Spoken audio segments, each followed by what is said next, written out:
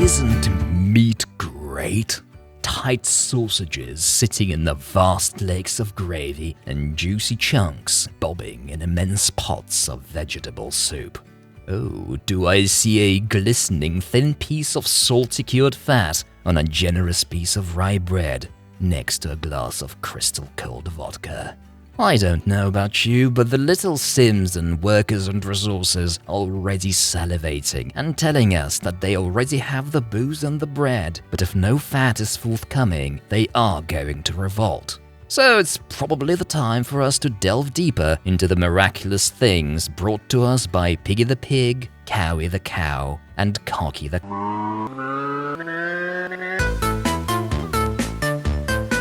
Last time, in the Soviet Republic of Arab Map, we discovered that video gaming and late-night vibratory delights are indeed the basic right of the working man and woman.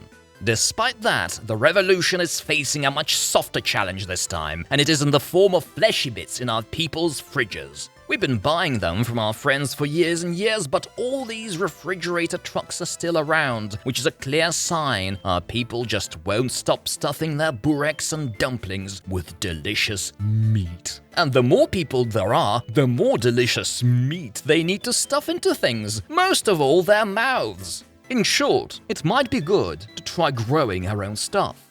But there is another reason we should look at meat. The way it is made stands out from the rest of the industries of workers and resources. If you look at your usual production chains, you have 2 or 3 factories making enough feedstock for another facility downstream. We saw this last time. 2 electric factories is enough for 3 electronic plants. And these simple ratios, 3:2, 2:1, are all over the place in the game. Not with good old meat though, as a single meat factory can handle the daily production of a whopping 15 livestock farms. With this 15:1 ratio, it is no longer just another link in a long chain of production. It's more like a tiny valve sitting at the end of a huge river of cows, and a potentially fascinating construction project. But I already can hear you exclaiming, "What? 15 cow farms right now? How about you hold your horses, buddy, while I'm still unclogging the potties in my kindergarten?" And I completely agree. 15 cow farms is a huge undertaking, so for the sake of our collective mental health, let's look at 2 scenarios for developing our slaughter industry. In one, we'll just try to cover our own consumption of meat, and perhaps make a little surplus to sell and support future growth. In the other, let's go back to our reference city. Population? 14,000 in 1985. That year, these people consumed 370 tons of meat, which is about 27 kilos a year for your average Soviet sim, including vegetarians, babies, and gladiators. This 27-kilo value actually seems to be roughly the same across the game, so we can use it as a general constant in planning our meat.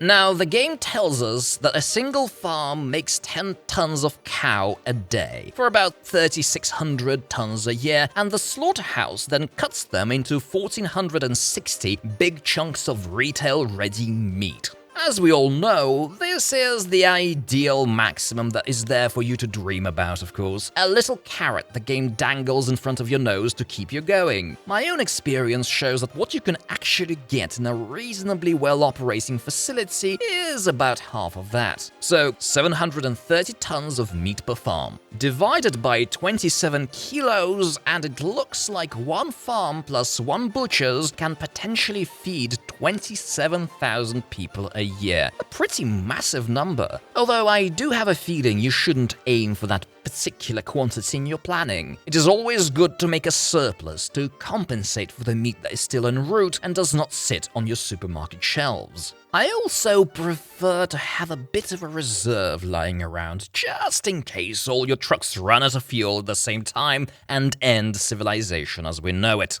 But a farm for every, say, 20,000 citizens? That number sounds like it makes sense. But the big question is still there. Does this pay off at all? If you plan to buy cows and turn them locally into meat, the big answer is a big no. In 1985 prices, you would run a loss of over 3%, and that's not counting the labor and fuel costs. You really need to build those farms and make those cows. So what if we build one livestock farm and import the grain to feed the cows? The numbers are a whole lot better, as breeding your own animals slashes the costs by more than a literal half. Comparing the cost of the inputs and the price of the resulting meat reveals an insane profit margin of 50% for domestic consumption and 44% for exports. Remember how I gushed about the profits of electronics? 22% here and 17% there. I'm very sorry to let you know that I've contracted the mad cow disease, and from now on you will have to call me the butcher of Arab map.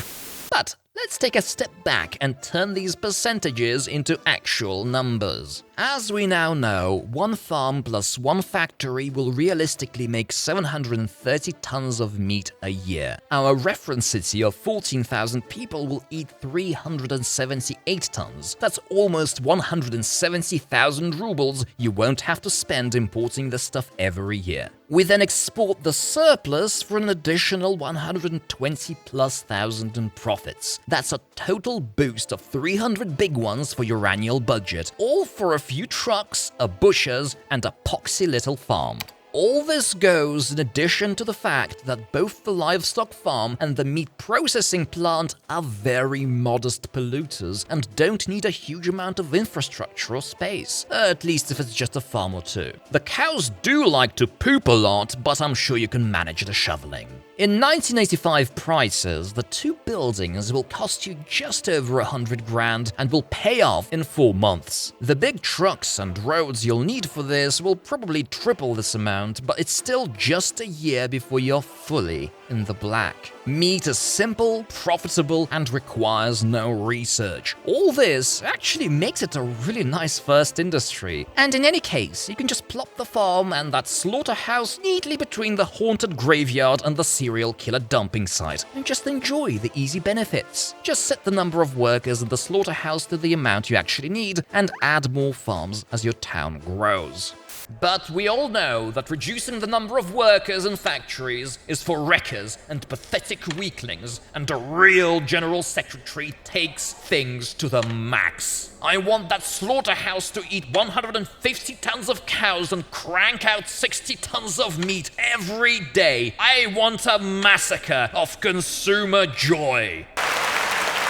So here's scenario number 2. The obvious problem in this meat enlargement operation is that all of the buildings in the meat industry branch are incredibly big, clunky, and have obscenely awkward factory connections. On top of that, we need to link 15 stupid farms to just one factory. And then we suddenly remember that every blasted farm takes 50 workers to function. And then we also realize that they all need to eat 300 tons of grain every day. This means we need to figure out the tricky geometry, we need mad public transport, and probably a new town to provide the 800 workers for the combine, and we need a whole lot of railway. And I'm happy to tell you that I found a way. Just look at this gorgeous monstrosity. There are 2 blocks of 8 farms each, with a slaughterhouse in the middle. Each block centers around a large grain silo. It has to be large so that it provides enough factory connection spacing for the farms to fit in. The farms in turn are connected to livestock ranges. These give space for infrastructure. They also work as output buffers and send the product to the railway stations. The trains there shuttle between the 2 blocks, picking up cows and dropping them off at the slaughterhouse. There are also 2 trains that import the grain and a train that exports the meat. 4 trolleybus lines constantly deliver workers from a new town I built nearby. You may ask if this is madly expensive, but that's only because it is. The whole thing took 4 game years to build. The main buildings alone cost over 2 million rubles, but then there's more than 3 in rolling stock and trolleybuses. And I don't even want to think of how much it costs to build all of the railways, roads, overpasses, pedestrian paths, tunnels, road and rail construction offices, pipes, cables, transformers, substations, waste containers, pumps, all just to make this thing exist and work. I'm willing to bet that all this minor stuff doubles the final bill. But do we get to actually pay it? If we assume that the facility works at half efficiency and makes and exports 30 tons of meat every day, that's almost 11,000 rubles in pure, unadulterated profit, and a big ka-ching of 3.9 million a year. This is high effort, high reward incarnate. All that work and expense, all those loans will fully pay off in a couple of years and launch you straight into the stars. Although my Soviet Republic of Arab map only had to borrow about $1 million to build this monster actually, all thanks to the income from my electric massager industry, and next time we'll look for ways to make it even better.